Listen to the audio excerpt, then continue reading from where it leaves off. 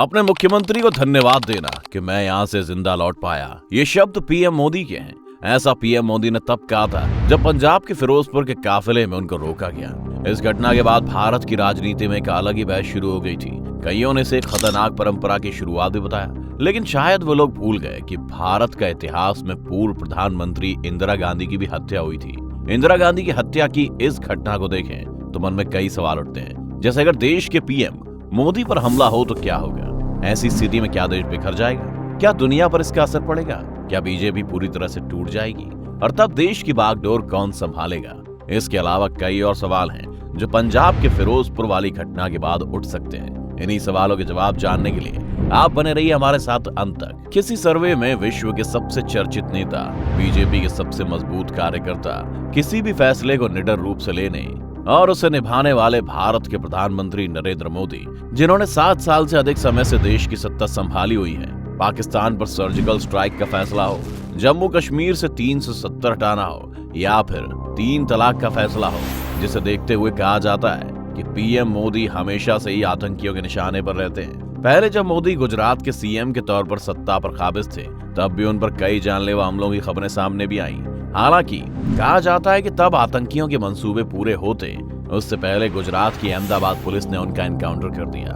लेकिन आज केवल एक राज्य नहीं बल्कि पूरे भारत की बागडोर उनके हाथ में है। ऐसे में अगर देश के पीएम के साथ कुछ भी हो जाता है तो जाहिर है देश के हालात जरूर बिगड़ जाएंगे। ठीक उसी तरह जिस तरह साल 1984 में तत्कालीन पीएम इंदिरा गांधी की हत्या के बाद हुआ था। क्योंकि पूर्व पीएम इंदिरा गांधी को उनके सिख बॉडीगार्ड द्वारा मारा गया था, इसीलिए देश की जनता सिख कम्युनिटी से खासा नाराज भी रही। उस वक्त महज 24 घंटों में सिख समुदाय के 8000 लोगों को मौत के घाट उतार दिया गया था। केवल दिल्ली की बात करें तो 3000 सिखों की लाशें दिल्ली की सड़कों पर बिखरी हुई थी। कई सिखों के घर जला दिए गए तो कुछ की दुकानें लूट ली गई थी। जो सिख जहां मिलता उसे वहीं मार दिया जाता। अब आप अंदाजा लगाइए कि अगर पीएम मोदी पर हमला होता है तो देश के हालात कैसे होंगे। देश में अफरा तफरी का माहौल बन जाएगा। जो भी कम्युनिटी उन पर अटैक करेगी उस कम्युनिटी के लोगों का जीना मुहाल हो जाएगा। लोग उनके खून के प्यासे हो जाएंगे। वहीं रूल्स की बात करें तो भारत के किसी भी पीएम की सत्ता पर काबिज रहते हुए मौत होती है तो सबसे पहले मंत्री परिषद को रद्द कर दिया जाता है और उप प्रधानमंत्री को प्रधानमंत्री बना दिया जाता है। लेकिन साल 2004 को लाल कृष्ण आडवाणी के डिप्टी पीएम पद से इस्तीफा देने के बाद से ये कुर्सी अब तक खाली है। ऐसे में अगर देश की राष्ट्रपति रूलिंग पार्टी यानी बीजेपी के सबसे सीनियर नेता को कार्यकारी पीएम के पद पर बैठाया जाएगा। हालांकि रूल्स में ये कहीं भी नहीं लिखा है कि ऐसी स्थिति में रूलिंग पार्टी के सीनियर नेता ही कार्यकारी पीएम बनेंगे, लेकिन ऐसा चलन शुरुआती दौर से ही चलता आया है। याद कीजिए, जब नेहरू जी की मौत के बाद कांग्रेस के सबसे सीनियर लीडर गुलजारी लाल नंदा को कार्यकारी पीएम बनाया गया था। ये कार्यकारी पीएम तब तक के लिए पीएम की कुर्सी पर बने रहे जब तक कि रूलिंग पार्टी अपना खुद का लीडर ना चुन ले।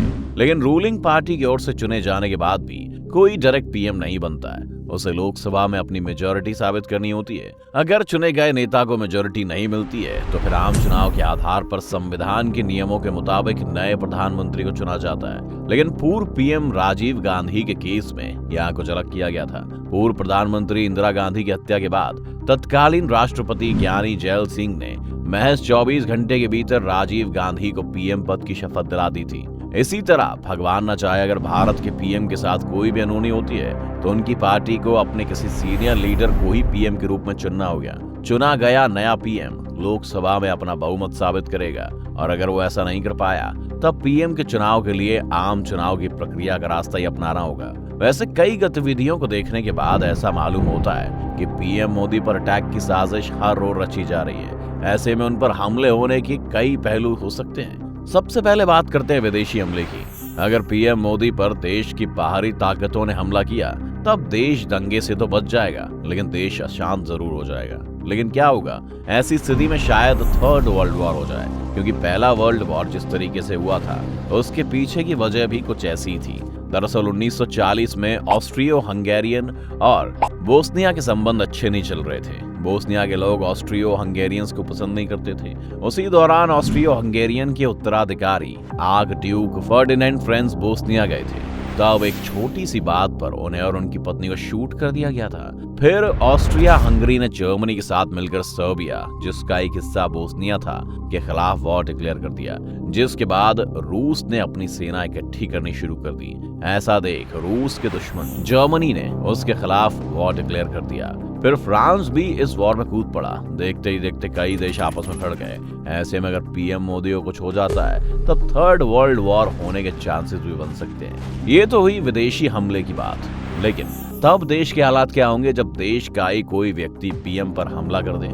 जैसे कि हम सभी जानते हैं, पीएम मोदी की सुरक्षा के लिए एनएसजी के ब्लैक कमांडोज की एक पूरी टीम होती है। साथ ही वो जिस राज्य का दौरा कर रहे होते हैं उस स्टेट की पुलिस भी उनकी सुरक्षा के लिए चौकन्ना रहती है। ऐसे में अगर देश का ही कोई व्यक्ति पीएम मोदी पर हमला करता है तो या उस शख्स को वहीं मार गिराया जाएगा या फिर उसे गिरफ्तार कर थर्ड डिग्री के जरिए हर एक पहलू को जानने की कोशिश की जाएगी। ये पूछताछ केवल उस राज्य की पुलिस ही नहीं करेगी, बल्कि दिल्ली क्राइम इन्वेस्टिगेशन की टीम, फिर इंटेलिजेंस ब्यूरो, फिर सीबीआई और फिर रॉ से होकर निकलेगी। ठीक उसी तरह जिस तरह की इंटेरोगेशन इंदिरा गांधी के केस के दौरान की गई थी।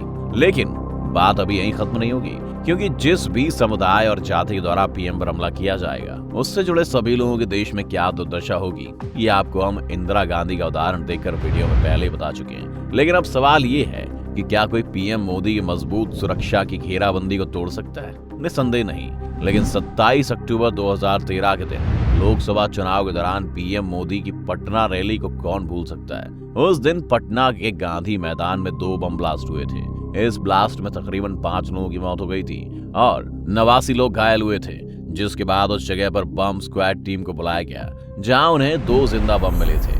जब इस केस की तहकीकात की गई तब ये सामने आया था कि इस ब्लास्ट में सिमी यानी स्टूडेंट इस्लामिक मूवमेंट का हाथ था। हालांकि नरेंद्र मोदी उस वक्त गुजरात के सीएम थे और सिमी का ये मानना था कि नरेंद्र मोदी गोधरा दंगे के जिम्मेदार हैं। इस केस में तकरीबन 23 लोगों का इन्वॉल्वमेंट पाया गया, जिसमें 11 लोग गिरफ्तार हुए थे और महज 1 को सजा हुई थी। आज भी ये केस चल रहा है, लेकिन यहाँ हम ये बिल्कुल नहीं चाहेंगे कि पीएम मोदी तो क्या देश के किसी भी लीडर और आमजन पर हमला हो। इस वीडियो को बनाने का मकसद बस इतना ही है कि अगर हमारे देश के पीएम के साथ कुछ अनहोनी हो जाती है तब रूल्स और आशंकाओं के मद्देनजर देश की भीतरी और बाहरी स्थिति क्या होगी। अब आपको ये वीडियो कैसी लगी आप हमें कमेंट करके जरूर बताएं।